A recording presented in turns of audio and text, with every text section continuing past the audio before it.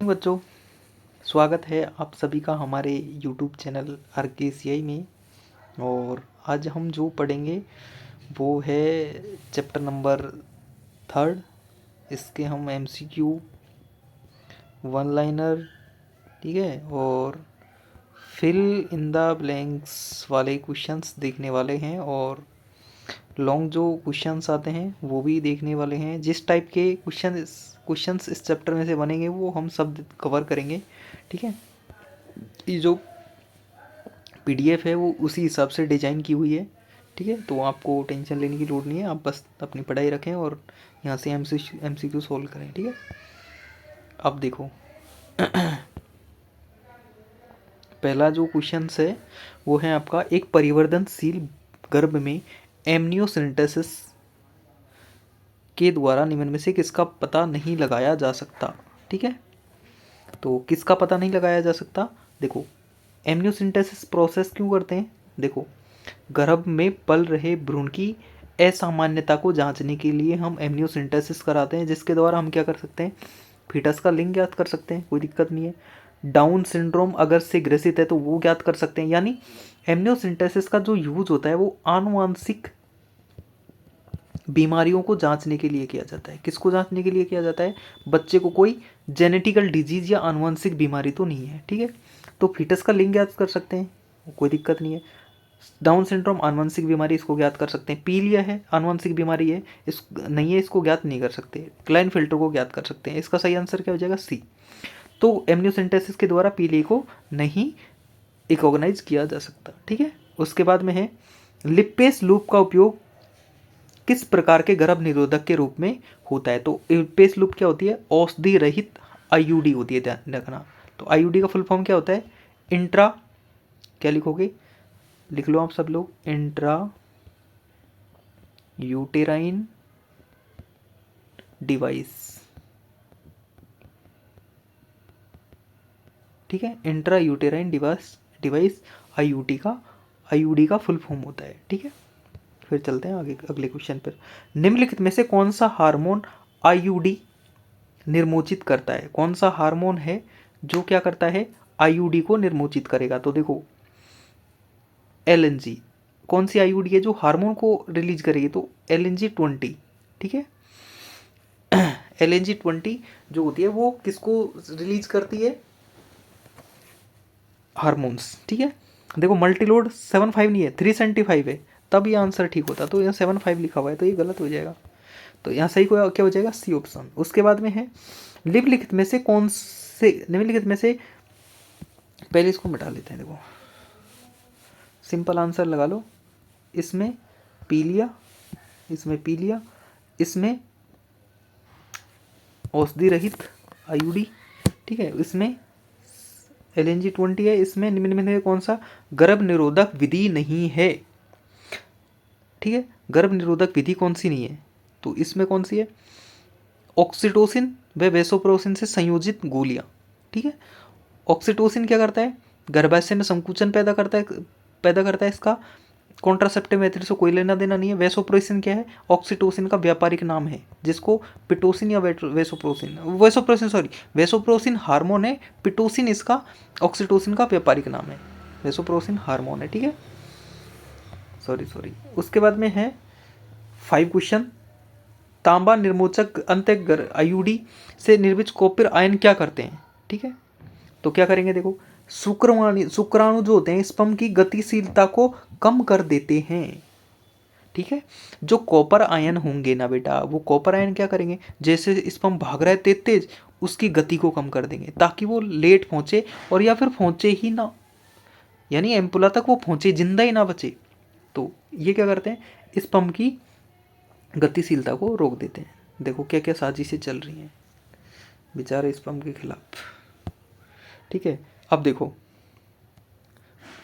उसके बाद में है 6, टेस्ट ट्यूब बेबी का अर्थ क्या है, ठीक है। तो टेस्ट ट्यूब बेबी का अर्थ क्या है, गर्भाशय में निषेचन व विकास दोनों गलत बात। टेस्ट ट्यूब में बेबी विकसित करना, ये भी नहीं होता। टेस्ट ट्यूब में निषेचन व विकसित भ्रूण, ये भी नहीं है। तो क्या करते हैं, अंत पात्र निषेचन, पात्र में मशीन में पात्र में रख के निषेचन करवाते हैं, फिर गर्भाशय में इसको प्रतिरोपित कर देते हैं। गर्भाशय में दो तरीके से प्रतिरोपित करते हैं।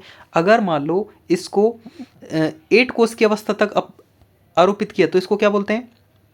Zygote gamete zygote intra fallopian transfer. और दूसरा क्या होता है, अगर मान लो हम इसको 8 से या 16 से 32 कोष की अवस्था तक इसको ट्रांसफर करते हैं तो इसको क्या बोलेंगे?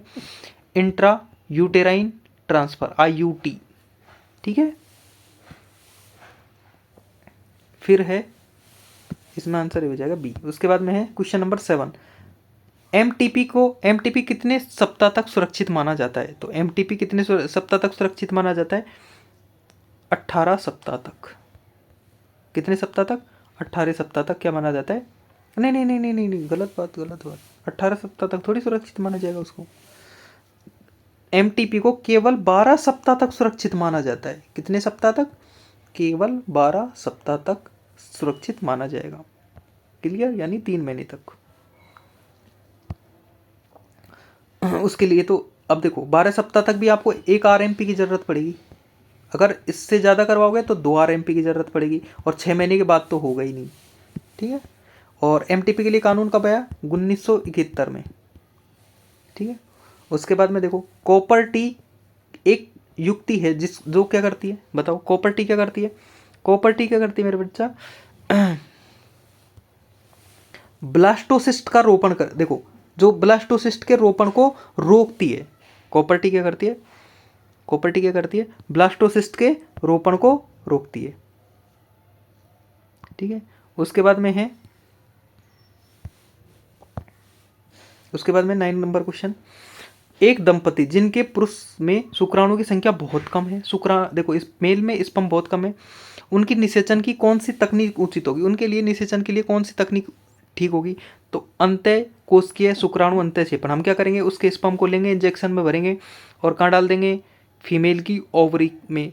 ठीक है, या अंडा ओवरी के पास में डाल देंगे, तो उससे क्या होगा? इसी को क्या बोलते हैं? अंतः कोशिकीय शुक्राणु निक्षेपण। ठीक है, उसके बाद में क्वेश्चन नंबर 10, इसमें क्या है? देखो मुख्य गर्भ निरोधक गोलियों में सर्वाधिक महत्वपूर्ण घटक कौन सा है? तो कौन सा होता है? प्रोजेस्टेरोन। कौन सा होता है? प्रोजेस्टेरोन। अगर मान लो आपसे पूछता है कि गर्भ निरोधक गोलियों में सर्वाधिक महत्वपूर्ण घटक कौन सा है, सर्वाधिक महत्वपूर्ण पूछे तो प्रोजेस्टेरोन, और महत्वपूर्ण अगर सर्वाधिक को हटा दे तो आप क्या जोड़ोगे? साथ इसके साथ एस्ट्रोजन और जोड़ देना। प्रोजेस्टेरोन और एस्ट्रोजन दोनों कंबाइंड पिल्स होती हैं। जो गर्भ निरोधक गोलियां खाती है महिलाएं, इसमें भी एस्ट्रोजन और प्रोजेस्टेरोन कंबाइंड होता है, लेकिन ज़्यादा मात्रा में क्या होता है? ज़्यादा मात्रा में मुख्य भूमिका होती है प्रोजेस्टेरोन की। ठीक है, तो इसमें क्या सर्वाधिक पूछ रहा है, तो सर्वाधिक में आप लोग क्या लिखोगे? प्रोजेस्टेरोन। और अगर सर्वाधिक को हटा दें तो क्या लिखोगे? Progesterone plus estrogen. ठीक है, उसके बाद में अंतः पात्र निषेचन द्वारा निर्मित 16 कोशिकीय ब्लास्टोमेयर को भ्रूण को खालिस्तान में अंतःक्षेपित किया जाता है। तो मेरी बहन ने बताया था गर्भाशय में, और मान लो यूटेरस में ट्रांसफर किया जाएगा। अगर मान लो ये 2 से 8 कोष की अवस्था होता तो कहाँ करते? फैलोपियन ट्यूब में।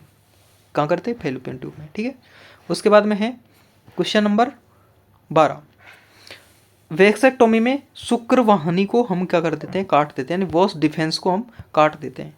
शुक्रवाहिनी में क्या लिखोगे? शुक्रवाहिनी को हम काट देते हैं। किसमें? वेसेक्टोमी में। और ट्यूबेक्टोमी में फैलोपियन नलिका को काट देते हैं। अगर मान लो ट्यूबेक्टोमी पहली बात तो होती किसी में? महिला में। और क्या काटते क्या है? देखो ऐसे होती है, 2 प्रोसेस होते हैं। एक तो होती है ट्यूबेक्टोमी। क्या होती है? ट्यूबेक्टोमी। और एक होती है वेसेक्टोमी।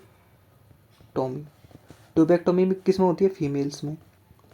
और ये किस में होती है? मेल्स में। वेसेक्टोमी मेल्स में होती है। फीमेल्स में क्या करते हैं? फैलोपियन नलिका को हम क्या करते हैं?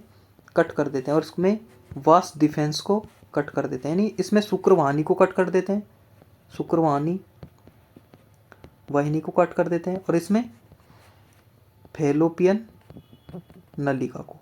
क्लियर बात? ये फीमेल्स में होती है, मेल्स में होती है, क्योंकि फीमेल ने फैलोपियन नलिका फीमेल में होगी, सीधी सी बात है। ठीक है, मेल्स में नहीं होगी, और किसी मेल्स में है तो देख लो, चेक करा लो, बाकी तो मामला खराब ही है। क्वेश्चन नंबर 13, इसमें सिफिलिस रोग खालिस्तान नामक जीवाणु के द्वारा होता है। तो सिफिलिस जो रोग होता है ना, ट्रिप्नोसोमा पैलिडियम के द्वारा होता है। किसके द्वारा होता है? ट्रिपोनो, देखो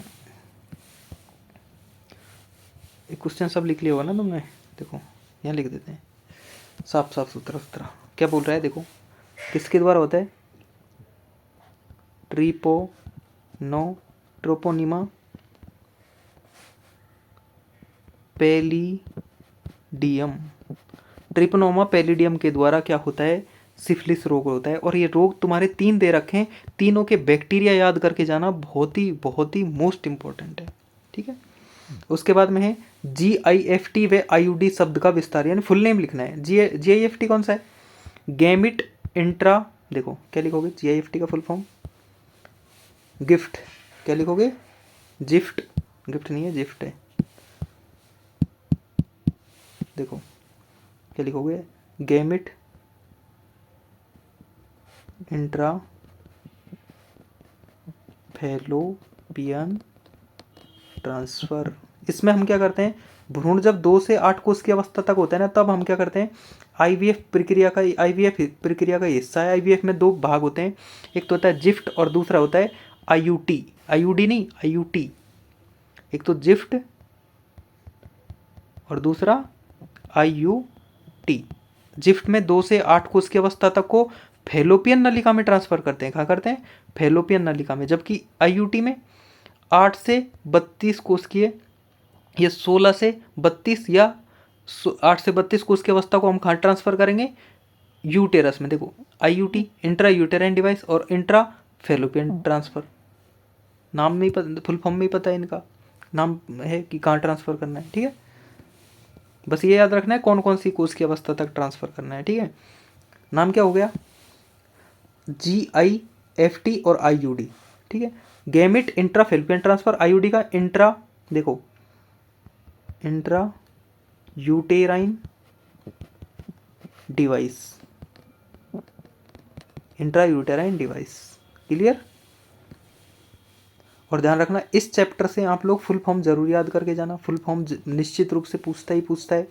एक आपको केस दे देगा कि इसमें बताओ कौन सी टेक्निक्स काम आएगी।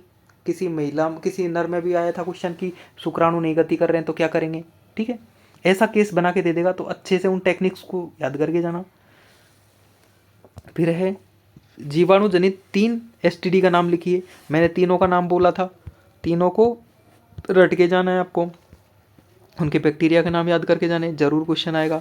उसके बाद में बंद नर दंपति को, देखो बोल देता हूँ यार, नहीं तुम तो क्या, क्वेश्चन नंबर कौन सा करवा रहा हूँ मैं? 16। बंद दंपति को संतान पाने हेतु सहायता देने वाली कुछ विधियों के नाम लिखिए। तो IVF, इसमें 2 लिख देना, जिफ्ट, IUD, और कौन सा लिखोगे?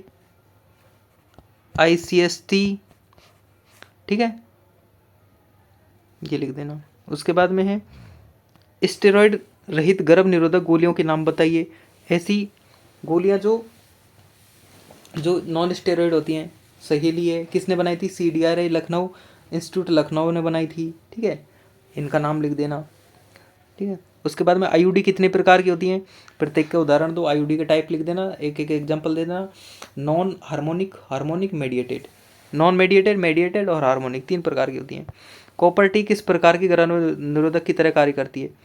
कॉपर टी क्या, देखो कॉपर टी में क्या होता है, प्लास्टिक की या कॉपर की बनी हुई एक क्या होती है, तांबे की बनी हुई एक युक्ति होती है जिसको यूटेरस में लगा दिया जाता है, और ये क्या करती है, कॉपर आयन का स्रवण करती है, जिसके कारण जो स्पर्म होता है उसकी गति देखो इनहिबिटेड कर देती है, ठीक है, इनहिबिट कर देती है, उसकी गति नहीं हो पाती। निम्नलिखित में तकनीक में आप किस प्रकार भिन्न है? तकनीकें आपस में किस प्रकार भिन्न है? ये गोली है, ये IUD है, ठीक है। एमनियोसिंथेसिस से आपका क्या अभिप्राय है, बता देना पूरा। एमनियोसिंथेसिस क्या क्या होता है, ठीक है। भ्रूण की गर्भ में होने वाली आनुवंशिक बीमारियों का पता करने के लिए एमनियोसिंथेसिस किया जाता है, ठीक है। फिर है स्त्री व पुरुष में स्थायी रूप से जन्म नियंत्रण नियंत्रण की विधियों को समझाइए। तो आप समझा देना कौन सी है स्थायी रूप से सर्जिकल मेथड। सर्जिकल मेथड में वेसेक्टोमी ट्यूबेक्टोमी दोनों को आराम से एक्सप्लेन कर देना, अभी समझाई थी। जनन स्वास्थ्य के उन पहलुओं को सुलझाइए जिन पर आज की परिदृश्य में विशेष ध्यान देने की जरूरत है, संक्षिप्त में वर्णन कीजिए। एक तो है sexual transmitted disease, protective sexual relationship बनाओ, ये सब। क्या विद्यालय में यौन शिक्षा आवश्यक है? यदि हाँ है तो क्यों? बिल्कुल ज़रूरी है। क्यों ज़रूरी है? आप अपने स्तर देख लो, आप कहाँ कहाँ दिमाग लगाते हो, उन सबको रोकने के लिए ज़रूरी है। अब निबंधात्मक क्वेश्चन में सहायक जनन प्रौद्योगिकी क्या है, संक्षिप्त में विवरण कीजिए। तो देखो कौन कौन सी होती है, पात्र निषेचन,